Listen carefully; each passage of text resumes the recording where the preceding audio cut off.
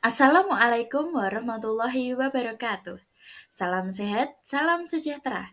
Semoga seluruh audiens tercinta berbahagia selalu. Pada kesempatan yang baik ini, perkenankanlah kami dari kelompok 3, kelas 1C, Program Studi Teknik Sipil, Universitas PGRI Semarang, dengan dosen pengampu Ibu Agustina Wardani, STMT, untuk mengajak audiens sekalian mengetahui lebih dalam mengenai pengumpulan data geologi lapangan pada proyek tanam. Sebelumnya, perkenankanlah saya untuk mengenalkan diri sebagai moderator presentasi kali ini. Saya Prima Handayani dengan NPM 24640028 dengan tim saya yakni yang pertama Mas Nanang Arif Fitrianto NPM 24640001. Kemudian ada Mas Haidar Henry Sanada dengan NPM 24640024. Kemudian ada Mas Samuel Evan Prasetya dengan NPM 24640092. Yang terakhir ada Mas Adi Masifni Syafiani dengan NPM 24640050. Pada presentasi kali ini, kami akan membahas yang pertama, soil investigation atau urutan penyelidikan tanah. Yang kedua, analisis data permukaan, yakni analisis data di bawah permukaan tanah yang kami sudah lakukan.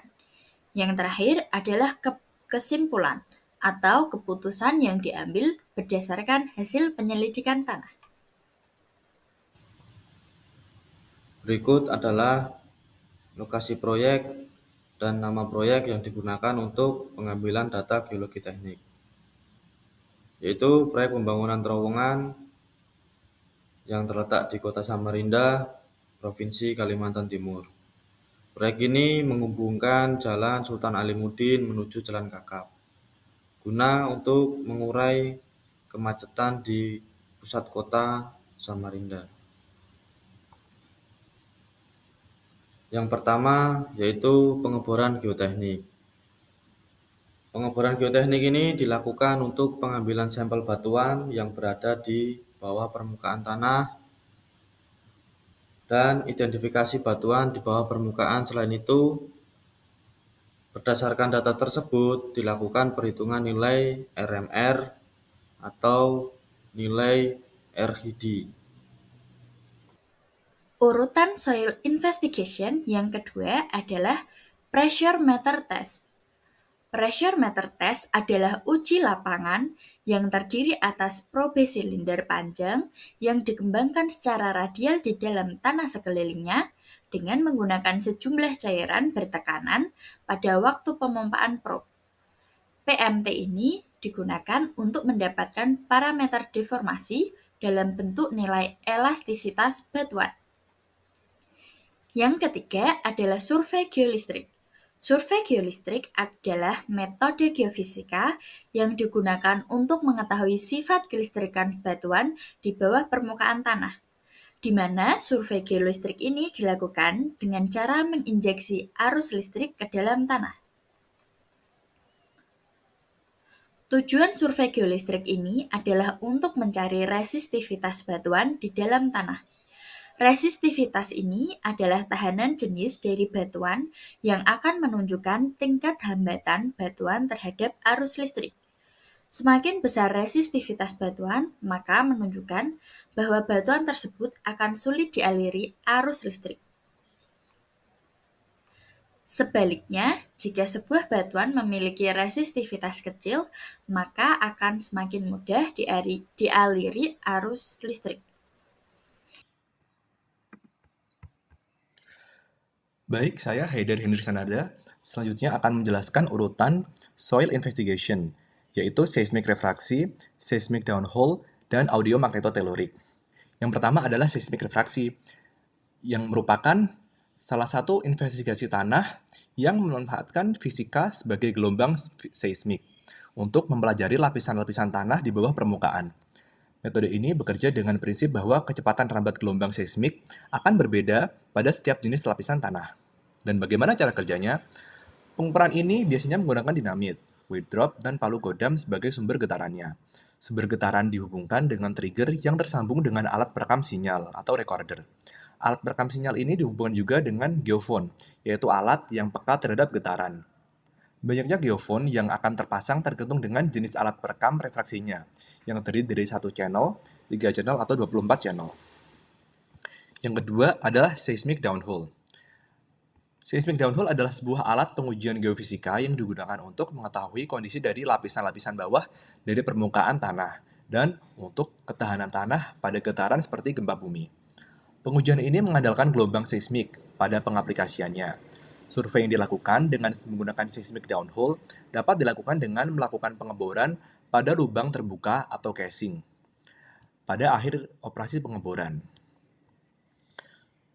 Survei dengan seismic downhole ini dilakukan dengan cara mengukur gelombang kompresi atau P serta mengukur gelombang geser atau S pada tanah.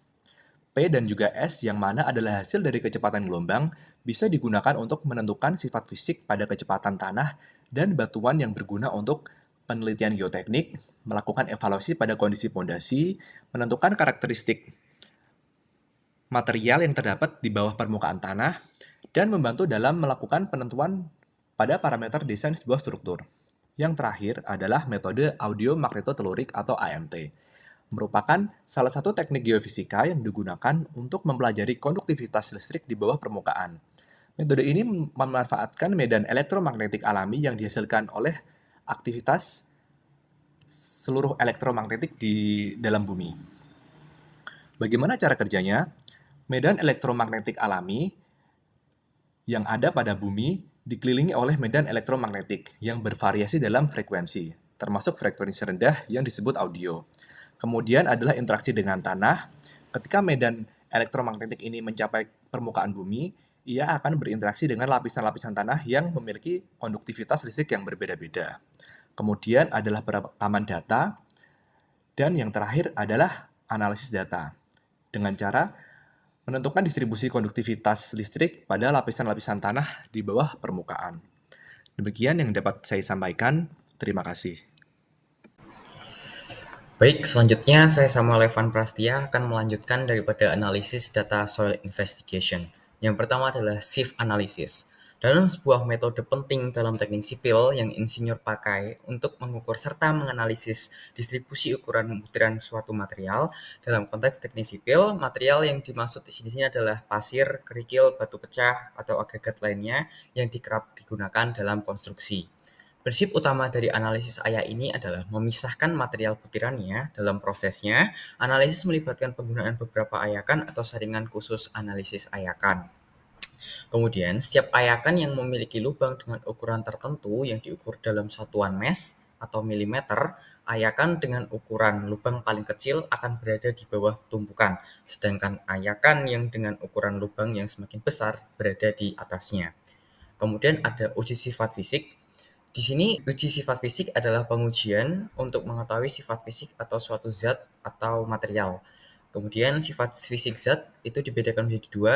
Yang pertama adalah sifat fisik zat, di mana sifat yang berkaitan dengan perubahan fisik zat seperti warna, bau, rasa, kepadatan, titik didih, titik lebur, titik beku, dan daya hantar, kemagnetan, kelarutan, dan kekerasan. Kemudian ada sifat fisik batuan, di mana sifat fisik batuan ini adalah menghitung atau mengukur daripada jenis batuan seperti bobot isi, berat jenis, kadar air, derajat kejenuhan, porositas, dan angka pori. Yang kemudian ketiga ada ultrasonic velocity test. Uji kecepatan pulsa ultrasonik merupakan uji populer non-destruktif yang digunakan untuk memeriksa homogenitas, kualitas, retakan rongga, dan cacat pada suatu benda yang akan diujikan. Kemudian ada Brazilian test atau mengetahui tensile strength, di mana Brazilian test atau Brazilian tensile adalah metode pengujian tidak langsung untuk mengukur kekuatan tarik material, terutama batuan atau beton. Memberikan beban tekan pada spesimen berbentuk silinder yang ditempatkan secara horizontal di antara dua pelat atau rahang. Tekan, beban diterapkan hingga spesimen retak atau gagal. Prinsip utama daripada Brazilian test ini merupakan Ketika beban diberikan, tegangan tarik maksimum terjadi di sepanjang diameter horizontal spesimen. Retakan biasanya muncul di tengah sepanjang diameter tersebut, karena batuan dan beton lebih kuat terhadap tekanan daripada tarikan. Metode ini menjadi cara praktis untuk mengukur kekuatan tarik tanpa harus membuat spesimen khusus untuk uji tarik. Sekian dari saya, terima kasih. Selanjutnya saya Adi Mas Yufni akan melanjutkan presentasi untuk macam-macam analisis data soil investigation pada proyek tunnel di Samarinda ini. Satu adalah UCT atau bisa disebut dengan Uniaxial Compression Test untuk mengetahui compression pressure, atau bisa disebut dengan uji kuat tekan uniaksial, adalah metode untuk menentukan kekuatan batuan dengan mengukur tekanan aksial maksimum yang dapat ditahannya sebelum hancur. Uji ini dilakukan di laboratorium dengan menggunakan mesin tekan untuk memaksa sampel silinder batuan. Dari hasil pengujian akan diperoleh kurva hubungan antara tegangan dan regangan batuan. Kurva tersebut kemudian digunakan untuk menghitung nilai kuat tekan, modulus Young, dan sifat mekanik batuan lainnya. Uniaxial Compression Test merupakan salah satu metode untuk menentukan sifat mekanik batuan skala laboratorium. Selanjutnya, Triaxial Compression Test untuk mengetahui nilai confining pressure. Uji ini adalah dilakukan pada spesimen tanah atau batu berbentuk silinder dengan cara memberikan tekanan pengurung dan beban aksial hingga terjadi kegagalan kompresi. Uji kompresi triaksial memiliki beberapa tujuan, diantaranya menentukan kuat geser tanah, mensimulasikan kondisi pemberian beban pada tanah yang telah terkonsolidasi, merancang fondasi, dinding penantang, dan lereng yang stabil, membantu dalam perencanaan dan desain tambang bawah tanah serta stabilitas lereng tambang terbuka. Dalam uji kompresi triaksial, spesimen tanah dan batu yang diuji akan terbungkus dalam membran kedap air. Selama pengujian, spesimen akan ditekan dari segala arah dengan tekanan penyekap dan katup drainase terbuka. Setelah itu, spesimen akan diberi tekanan deviator dengan kecepatan lambat sampai benda uji runtuh. Data mentah uji kompresi triaksial meliputi dimensi sampel, tekanan lateral, beban aksial, durasi pengujian, pengukuran deformasi. Selanjutnya adalah direct shear test atau uji geser langsung. Adalah metode pengujian laboratorium yang digunakan untuk menentukan kekuatan geser tanah atau batuan, uji geser pada sampel tanah, dan pengukur deformasinya. Selanjutnya adalah uji slag durability atau untuk mengukur ketahanan sampel batuan. Uji ini adalah pengujian yang digunakan untuk mengukur daya tahan batuan terhadap pelapukan dan erosi. Uji ini dilakukan dengan cara mensimulasikan proses pembasahan dan pengeringan yang terjadi di alam pada batuan.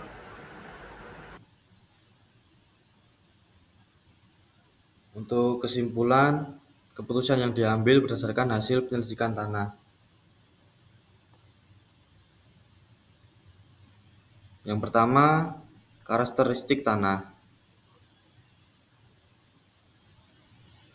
Tanah yang bervariasi cukup signifikan dengan kondisi tanah lapisan atas lunak dan bagian dalam stabil, namun ada beberapa lempengan tanah yang berada di dalam teridentifikasi tidak stabil. Bagian 2, kekuatan tanah atau daya dukung tanah dan jenis-jenis tanah di sepanjang tras terowongan bervariasi sehingga diperlukan desain perkuatan yang adaptif. Untuk bagian 3, yang pertama yaitu penyusunan desain detail dengan mempertimbangkan karakteristik tanah di sepanjang trase terowongan sehingga pada masa konstruksi tidak membahayakan para pekerja dan pada saat fungsional tidak terjadi gagalnya struktur terowongan tersebut. Lalu yang kedua, pemantauan pergeseran atau penurunan tanah secara berkala dengan menggunakan total station, agar dapat teridentifikasi sedini mungkin jika terjadi pergeseran tanah atau penurunan tanah. Sekian presentasi pengumpulan data geologi teknik yang bisa kami jabarkan. Semoga materi dan pengalaman yang kami bagikan dapat bermanfaat bagi audiens sekalian. Kurang dan lebihnya kami mohon maaf. Terima kasih. Wassalamualaikum warahmatullahi wabarakatuh.